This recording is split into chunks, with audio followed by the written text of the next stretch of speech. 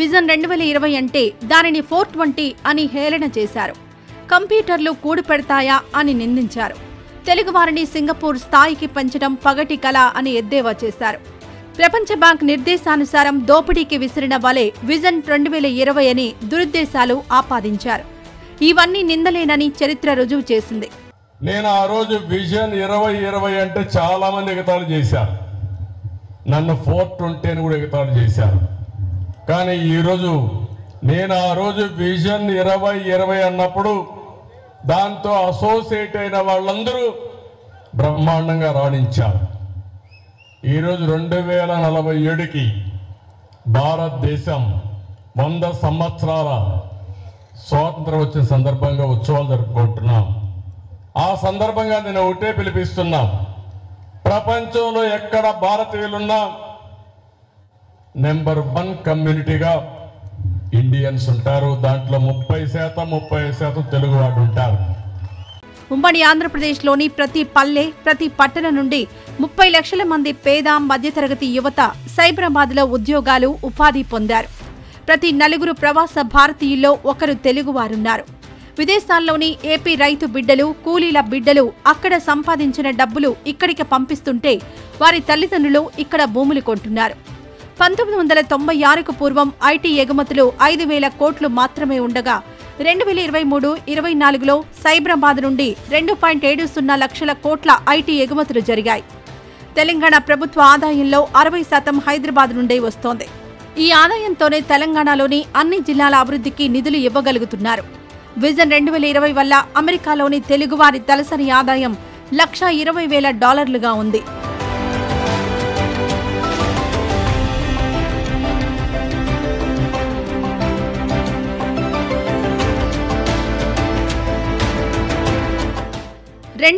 లో చంద్రబాబు ప్రభుత్వం కొనసాగి ఉంటే ఉమ్మడి రాష్ట్రంలోని 294 నియోజకవర్గ కేంద్రాలు 294 మినీ సైబరాబాద్లయ్యేవి. 2019లోనైనా చంద్రబాబు ప్రభుత్వం కొనసాగి ఉంటే పోలవరం నదుల అనుసంధానం పూర్తయి ఆంధ్రప్రదేశ్ కరువు రహిత రాష్ట్రమే ఉండేది. స్వర్ణాంధ్ర విజన్ 2047 సాకారం కావాలంటే అందుకు రాజకీయ స్వార్థం కోసం వైసీపీ చేసే దుష్ప్రచారాలకు లోను కాకుండా ఇప్పటినుంచైనా ప్రజలు ప్రభుత్వ సుస్థిరత గురించి ఆలోచించాలి. స్వర్ణాంధ్రను సాకారం చేసుకోవాలి.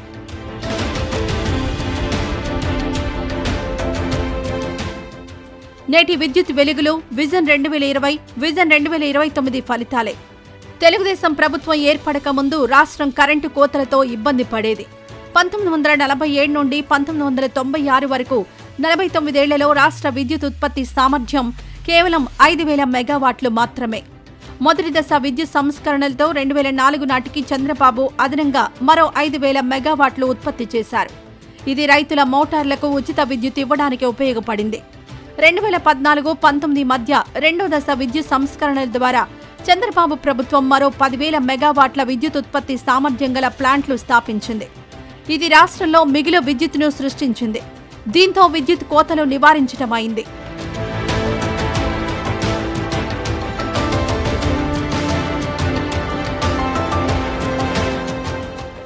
విజన్ 2020 విద్యా వికాసానికి దారులు పరిచింది.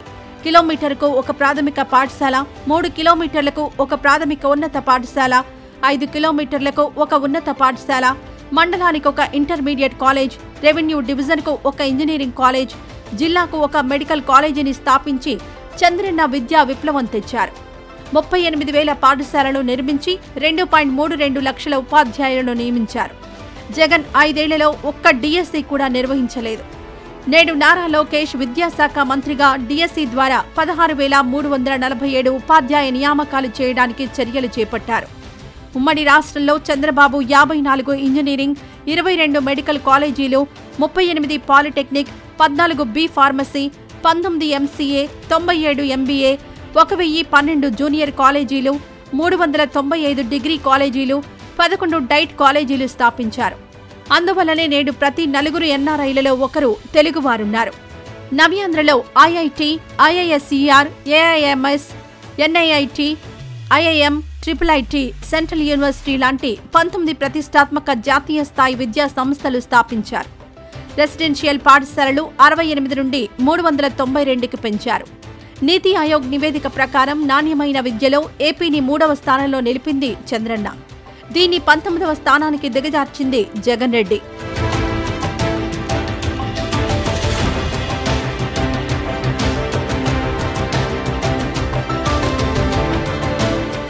కోటి 11 లక్షల మంది సభ్యులతో ఏపీ డ్వాక్రా వ్యవస్థను దేశంలో మొదటి స్థానంలో తీర్చిదిద్దారు చంద్రబాబు. 18,000 కోట్ల పొదుపుతో దేశంలోనే మొదటి స్థానం దక్కింది. 60,000 కోట్ల బ్యాంకు రుణాలు పొందడంలో మన మహిళలు దేశంలోనే మొదటి స్థానంలో నిలిచారు. విద్యా, ఉద్యోగాలు, స్థానిక సంస్థల్లో మహిళా రిజర్వేషన్లు పెంచారు. ఆర్టీసీ కండక్టర్లుగా, మహిళా పోలీసులుగా నియామకాలు చేశారు. సాఫ్ట్వేర్ రంగంలో పెద్ద సంఖ్యలో మహిళలు ఉన్నారంటే దానికి కారణం చంద్రన్నే.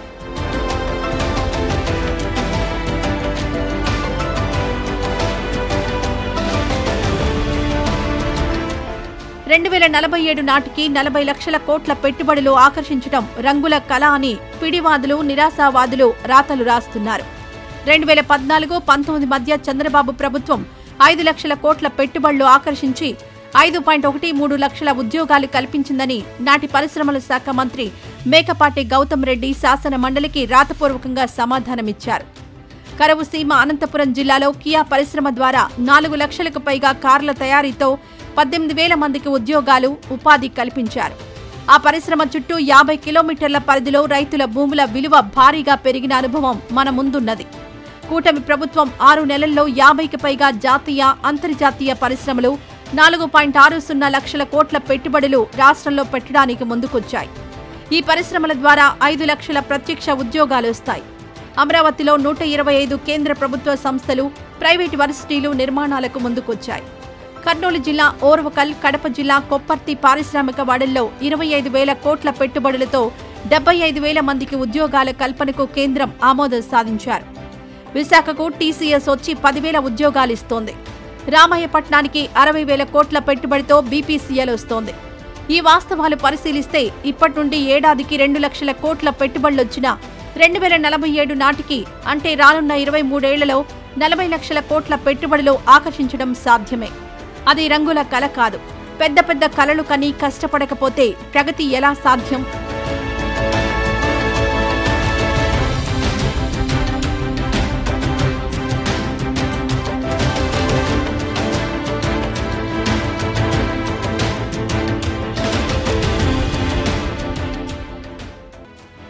విజన్ 2020 సమయంలో వ్యవసాయం దండుగా అన్నారని నీలి మీడియా చంద్రబాబుపై నిరాధార నింద మోపుతోంది.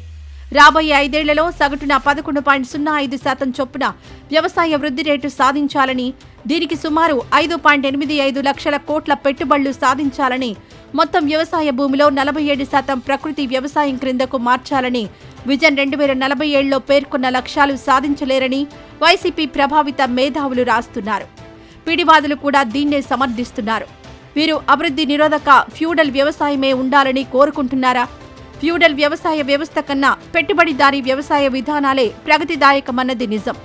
వ్యవసాయం దండగా అని ఎక్కడ అన్నానో రుజువు చేయమని చంద్రబాబు అసెంబ్లీలో వైఎస్ రాజశేఖర రెడ్డిని నిలదీస్తే రుజువులు చూపలేక చేతులెత్తేశారు. ఆ అబద్ధాన్నే ఇప్పుడు కూడా రాయడం సరైంది కాదు.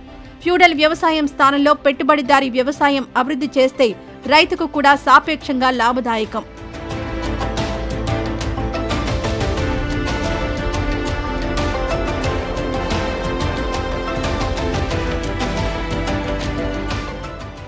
(2047) నాటికి పేదరికం పూర్తిగా రూపు మాసిపోతుందని చెప్పడం ప్రజల్ని మోసగించడమేనని నీలి మీడియా ప్రభావంతో కొందరు నిందాపూర్వక రాతలు రాస్తున్నారు. నేడు 1.48 కోట్ల మంది రేషన్ బియ్యంపై ఆధారపడి ఉన్నారంటూ పేదరికాన్ని పెద్దగా చూపుతున్నారు. ఎక్కువ మంది రేషన్ బియ్యం అమ్ముకుంటున్నారని ఇటీవల కాకినాడ పరిణామాలు స్పష్టం చేస్తున్నాయి. తెల్ల రేషన్ కార్డును రేషన్ బియ్యం కన్నా ఇతర నాయితీల కోసమే ఉపయోగించుకుంటున్నారు. బీపీఎల్ కుటుంబాలు నేడు రాష్ట్రంలో 20%. రానున్న 23 ఏళ్లలో 20% ప్రజల ఆదాయం పెంచి పేదరికం నిర్మూలించడం ఖచ్చితంగా సాధ్యమే. ఇందుకోసం పబ్లిక్, ప్రైవేట్, పీపుల్ పార్ట్నర్షిప్ విధానాన్ని విజన్ 2047లో పెట్టారు. అభివృద్ధి కార్యక్రమాల్లో ప్రజల్ని భాగస్వాములు చేయడమే దీని సారాంశం. పేదరిక నిర్మూలనకు ప్రభుత్వం ప్రస్తుతం ఉన్న పథకాలకు తోడుగా అనేక కొత్త పథకాలను అమలు చేయబోతోంది. 2047 నాటికి తలసరి ఆదాయం 35 లక్షలకు పెరుగుతుంది. పేదరికంపై P4 ఫార్ములా విజయం సాధిస్తోంది.